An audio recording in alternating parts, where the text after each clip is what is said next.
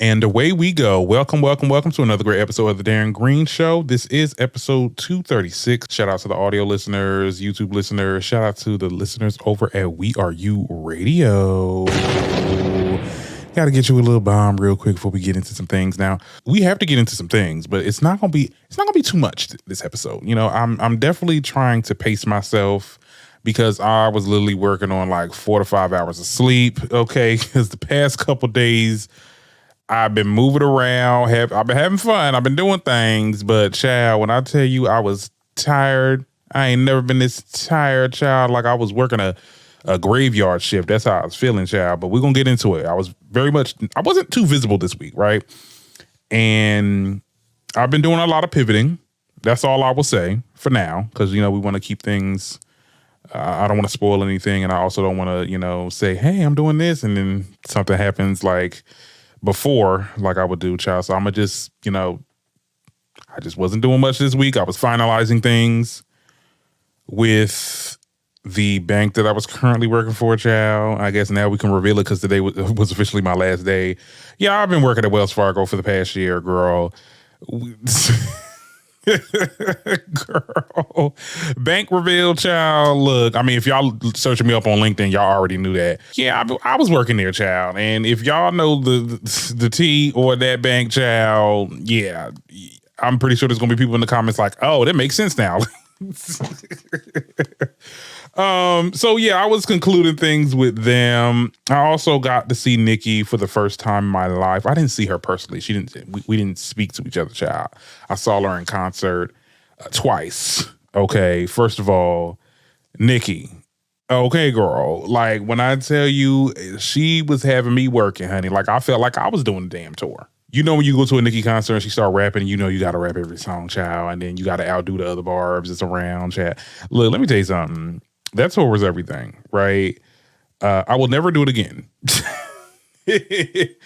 And I would never do like the 2 concert shows in a row. Like literally that Thursday, I went to the Newark show.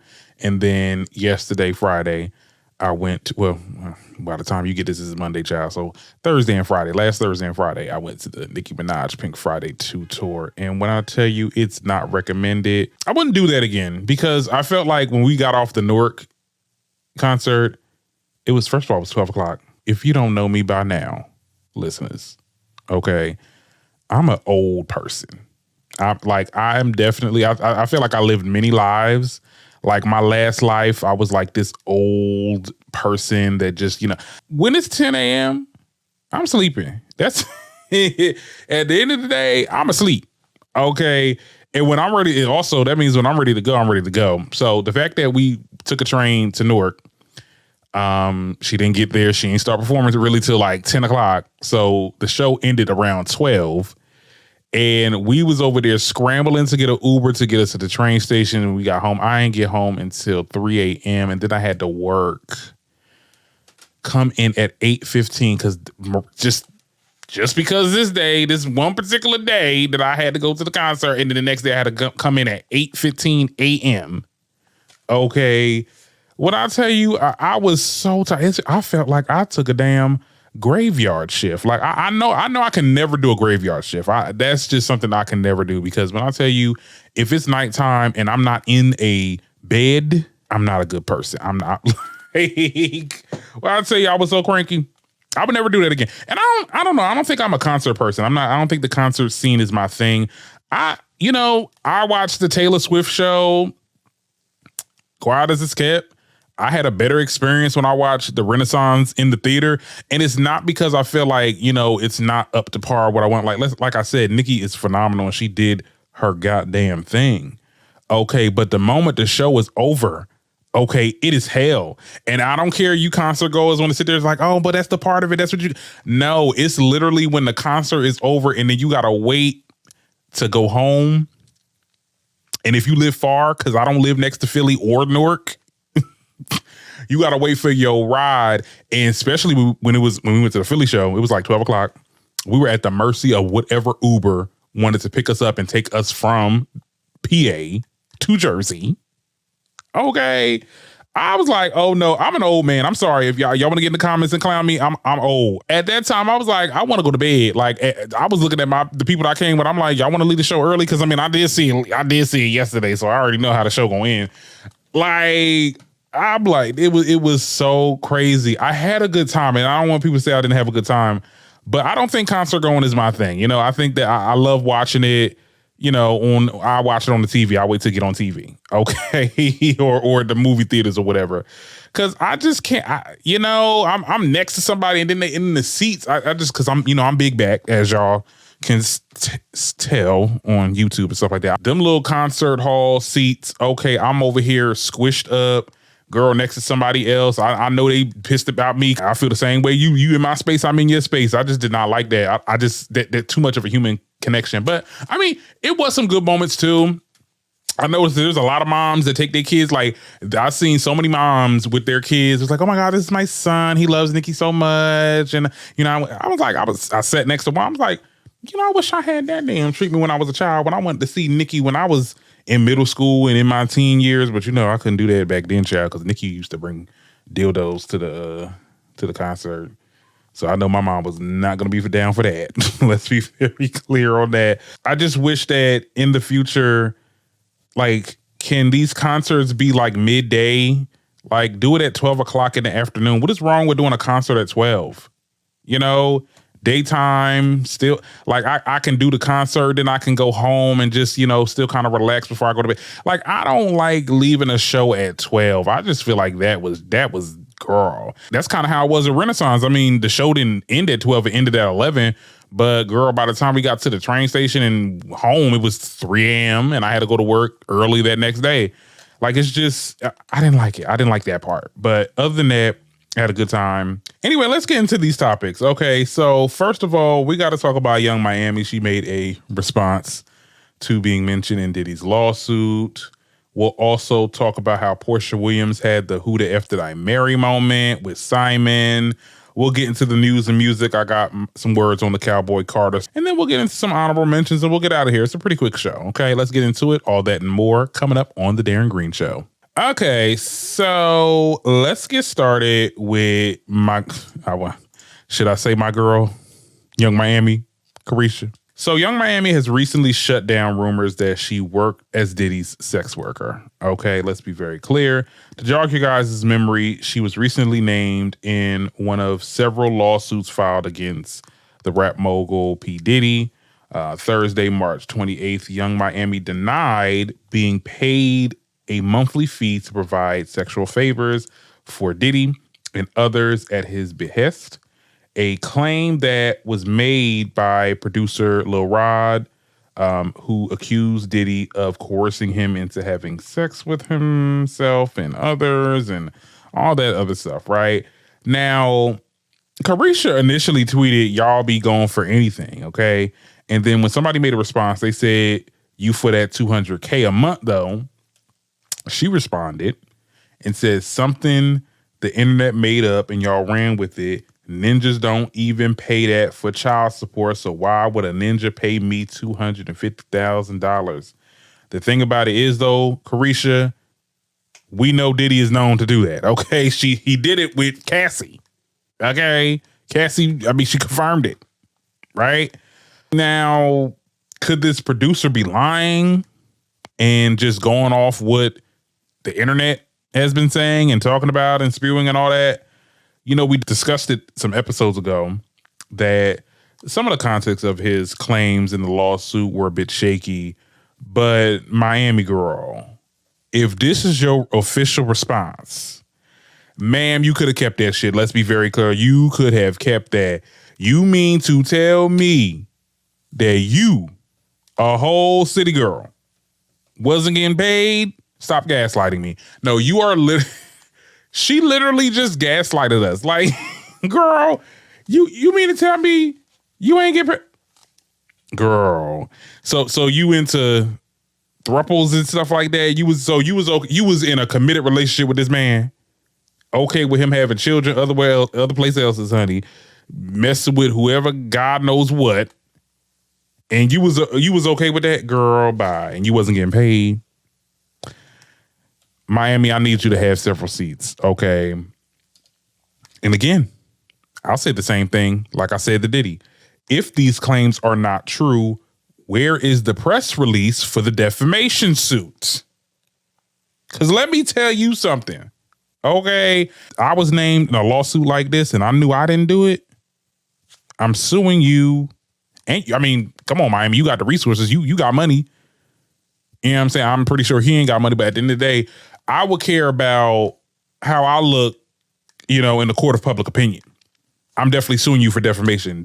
I'm not no sex worker. I don't help out with no type of narcotics. I don't do none of that. What you got going on, what you saying I got going on is not true. And I'm about to sue you for it. I don't care if I'm suing you for $1 because you ain't got no money to your name. I'm going to make sure I'm innocent in whatever is going on with that Diddy situation. So for her to sit there and just be like, with this basic analogy, like, dudes don't pay their child support, so what you think they're gonna pay? Like, girl, I think she was paid. Do I think that she was doing all the narcotics? It's a little shaky. I don't know. I mean, is there any proof that she was doing that? I cannot 100% like really trust this little producer, Lil Rod, because this is the same person that had a still photo of Stevie J doing it with some dude, and it ended up being an actual porn star and not Stevie J. So like, there's a lot of holes in the story. So I'm not 100% on anyone's side with this situation, but I am going to judge you based on your response. And Miami, that response, girl, it's making me side eye a little bit because I'm like, girl, you forget all the sex working and drug stuff, child. You definitely got paid by Diddy. So why lie about that? I just have questions. And I think a lot of people have questions also, but we'll see what happens in the course of a week. I will be covering the story exclusively. Now that I got some free time, child, you'll see about this situation with Diddy, child, how it progresses. But y'all tell me what y'all think in the comments, and we can definitely move on off of this topic.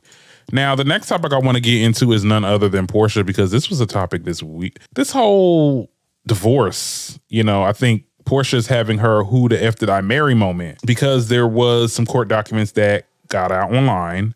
Porsha Williams is finally admitting why she decided to divorce her husband, Simon Guobadia, after 15 months of marriage. According to court documents obtained by Radar Online, Porsha claims that she had no knowledge of his sketchy past, and learning that information ruined her perception of their marriage.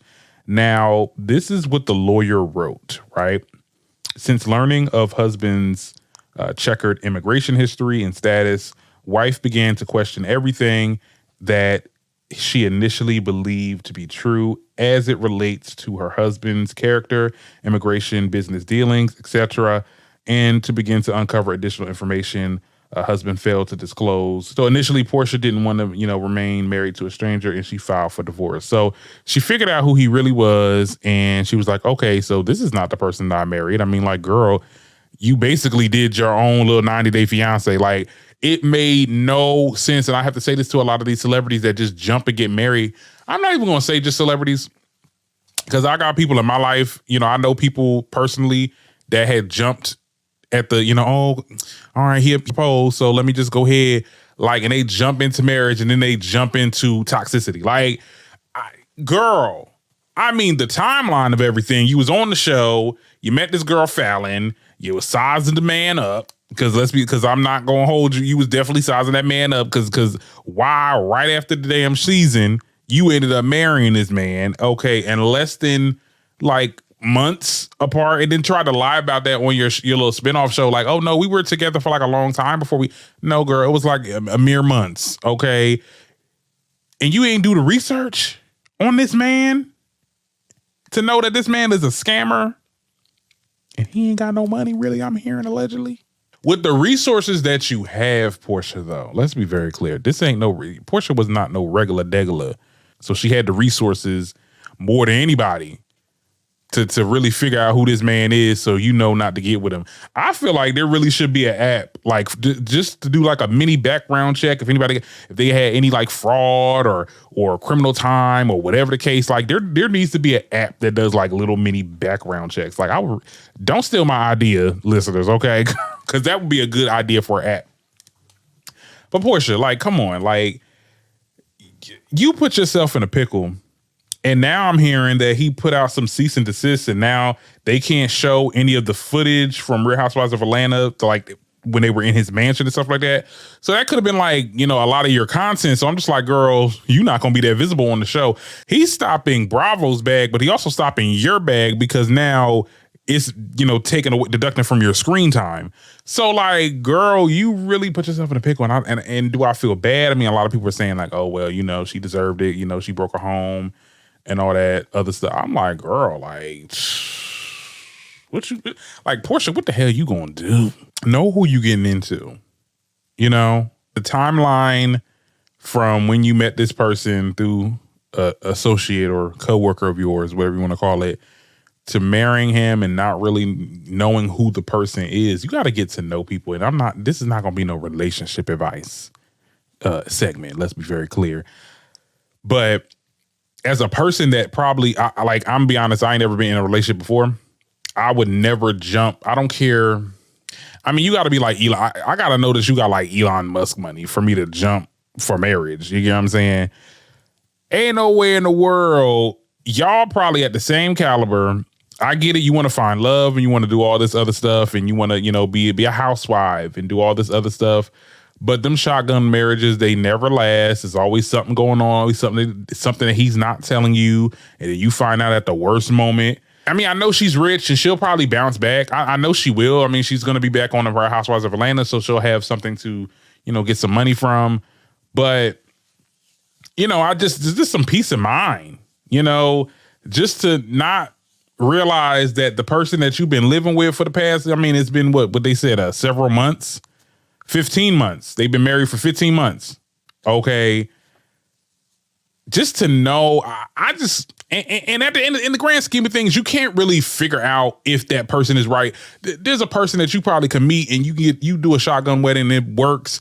There could be people that you've been dating for years and then you get to marrying and then you divorced after like 2 months. You know what I'm saying? Like it really is no way of knowing if you picked the right person or not. But it's damn sure more common for you to, you know, just at least get to know the person before you get married to know if that is the person or not. I mean, like I'm the type of person I like to vet, and I don't care if you vet me. Look through my past, stuff like that. I'm an open book. I tell people who I am, and I expect people to do the same. But at the end of the day, you do find out those things the longer you meet people. You're not going to know them when you first get to know them. And that means not first couple months. I mean, maybe a little couple years.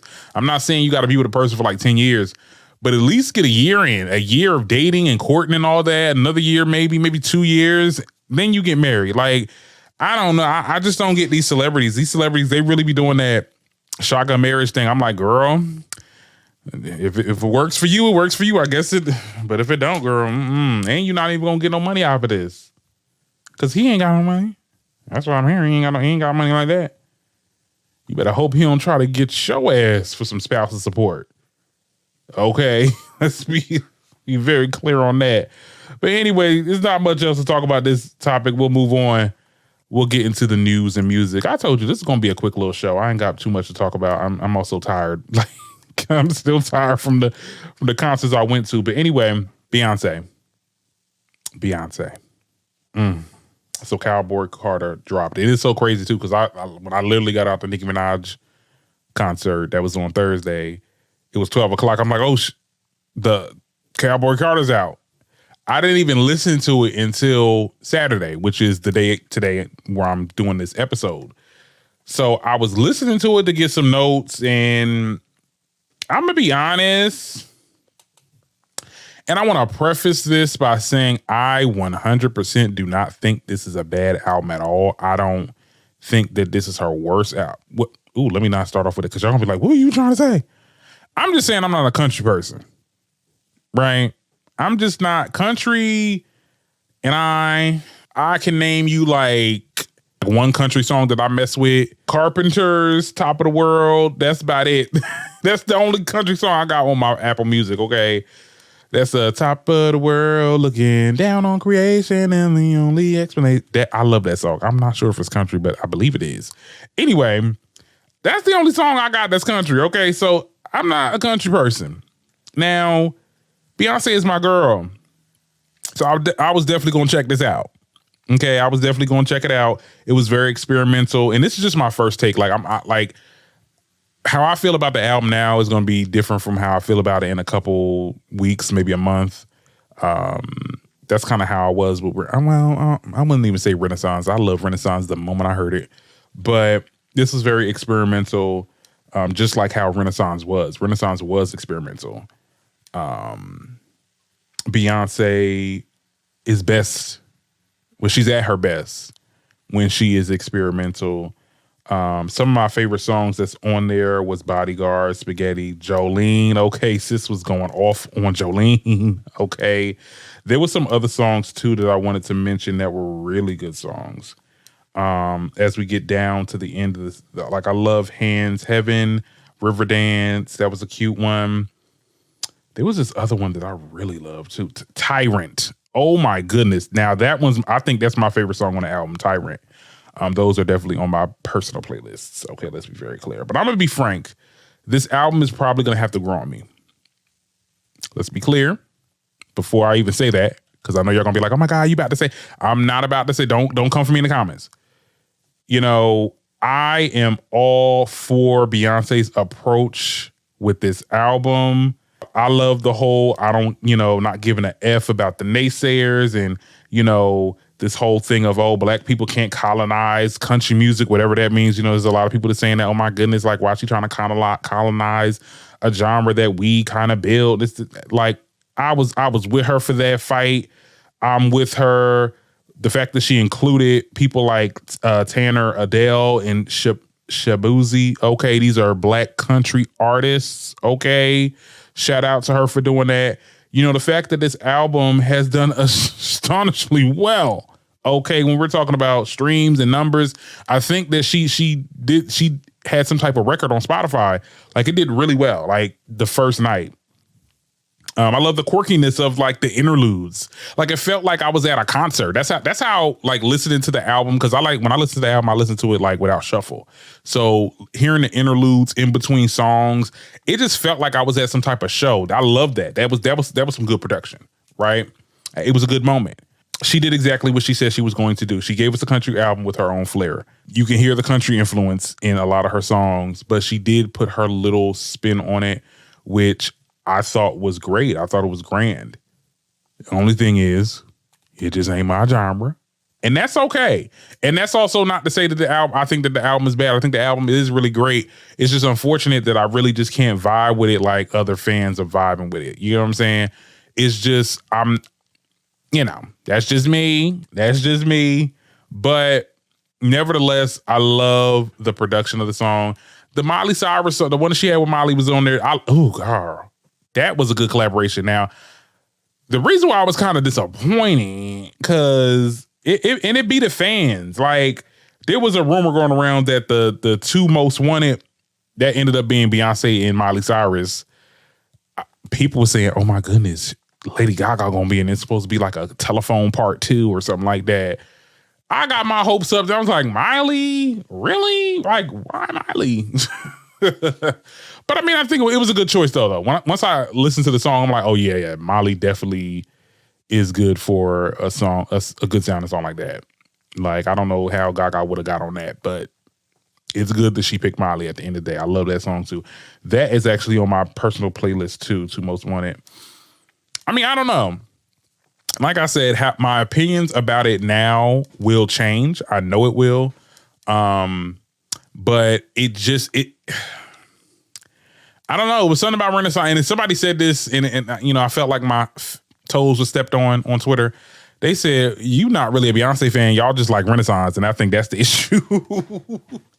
I guess look. I'm sorry. Renaissance was that girl. I got down to that. And Not to say that Cowboy Carter is anything less. I mean, they're now saying that this is literally on the holy trinity of best Beyonce albums. Like I said, this album just came out. I don't think we need to be making those claims just yet. You know, let it marinate. At least let Pitchfork do a damn review on it. Who reads Pitchfork anymore anyway? But, you know, I don't know. I mean, I'm in many group chats. People are saying that they really did like a lot of the songs on there. I don't know. Maybe it's just me, and I'm okay with it just being me. But, you know, tell me what y'all think in the comments. Okay. Did y'all enjoy the Cowboy Carter? What's going on? Anyway, let's move on. I only got one honorable mention because, like I said, there wasn't a lot to talk about this week other than Diddy stuff and other little short little things or whatever. So we get like this clip from now. By the time this episode airs, the first part of Real Housewives of Potomac, the reunion, would have dropped. So here's the clip from what it appears to be Giselle coming for Candace and saying that she needs to take responsibility for Giselle receiving death threats. Okay, take a look at this. I have watched the show. It's Giselle. Giselle's an imp. Giselle's the devil. Giselle is evil. Giselle is raggedy ass, nasty ass Giselle. Giselle should be fired. All true. So it's kind of like, I've answered your question about the death threats, but since we're here. Everyone up here, I believe, has received some form of a death threat. I think it is dangerous and extremely unfair to conflate me having an issue with her then receiving death threats. Just want to say that. No. But because, let me ask you this. The people who are tweeting this stuff to her, are you liking the tweets and thumbs upping the tweets? I have liked some tweets. Okay, well then that does involve you then. Week after week It is no different than her going on her podcast and talking about me. We talked about Candace and her husband one time because it was too on many. the blog. Husband sending, pictures of their private part. Yes. Why do they entertain these thirsty women? Some of these guys are miserable. Laughing and joking Nobody and laughed. adding sauce to a lie, to a rumor. She said a lot of things. screenshots are photoshopped? I don't know what screenshots you're talking about. Ooh. The screenshots of your husband's limp penis? And What? the multiple What are we voice doing? memos they exchange back and forth? Wait, I didn't see what? Wait, because see, I didn't even expect that because this is my first time actually watching this clip. But okay, and watch what they're gonna do. I'm willing to bet you, and this episode is gonna drop on Monday. They're gonna show that part, the last 3 minutes of part 1, and they're gonna show the rest of the next week. Like, girl, I cannot stand Bravo. But anyway, that's definitely some claims right there. I don't remember seeing Candace Dillard's man's thing online. So she's definitely, I mean, I don't know. Tell me what y'all, I mean, please, if y'all on YouTube, tell me, you know, looking for a friend. Let me stop. No, I'm kidding. I don't mess with that one. Anyway, another thing about the whole liking tweets and stuff like that and death threats, I think that it's so, I mean, when it comes to Giselle, we've reached so much low with her. You're now trying to blame Candace for you getting death threats. My thing is this, if she liked tweets about that, saying that, oh, we gonna do something to, I think that's a problem. Yeah. You shouldn't be liking those type of tweets. But if it's shady tweets, okay. Like, girl, and this is why, you know, I really couldn't be a celebrity because at the end of the day, bitch, I like what I like. I like what I want to like. And if it's negative towards you, and that's why I said Twitter is so messy that why are people able to see our likes?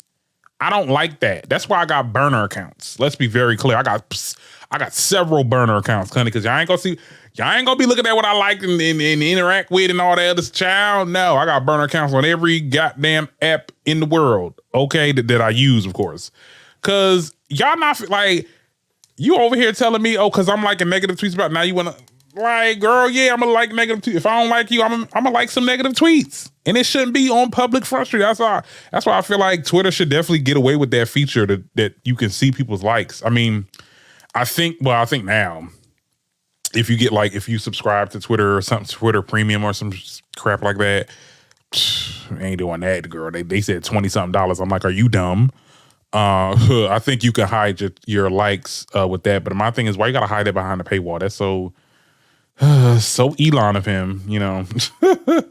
But for Giselle to conflate the fact that she's getting death threats, you getting death threats because you are a vile, mean, bitter, mean girl. Let's be very clear. And even though you are that, I still feel like you should not be getting death threats, because that is like completely, you shouldn't be getting doxxed. You shouldn't be getting death threats. I think people that do that need help. Just very unhinged. And I think that, that shouldn't be happening. At the same time, I can see how she probably could get some death threats. I mean, just the way that you be acting. Okay, it's the way you act. It's the way you act. Okay. And like I said, I don't condone it, but I can understand how you're getting them. Because, girl, the way that you act on the show, you, Robert, okay, Mia sometimes, and NECA over here, I can't stand it. Girl, don't even get me started on NECA, child. The way y'all be acting, yeah, the fans ain't here for it. And unfortunately, you have some weirdos that want to make claims and get in your DMs and do all that stuff. Like I said, I don't condone it, but I'm just saying I understand how something like that could, occur, right? But I don't know. I'm definitely going to be going live, probably with El Teddy this week, talking about Real Housewives of Potomac. So, like, we'll go in depth. I think Tuesday. We'll definitely do it on Tuesday. And we'll go in depth with part 1 of the Real Housewives of Potomac. We're also going to be talking about Summer House. That's also another show that I love, child. But other than that, that's all the honorable mentions. Like I said, this is going to be a really short show. I don't have too much to talk about. But thank y'all so much for listening. Thank y'all so much last episode. Y'all did well with that in the episodes prior. I love y'all down. Okay. Thank y'all for taking the time out your day to listen to little old me. Okay. And I will be back with the next episode. And you'll probably be seeing me a lot often. Okay. Before I transition into this other job. So I will definitely be on the social medias as much as I want to be now. So I have a lot more time. So, all right, y'all. Talk to y'all later.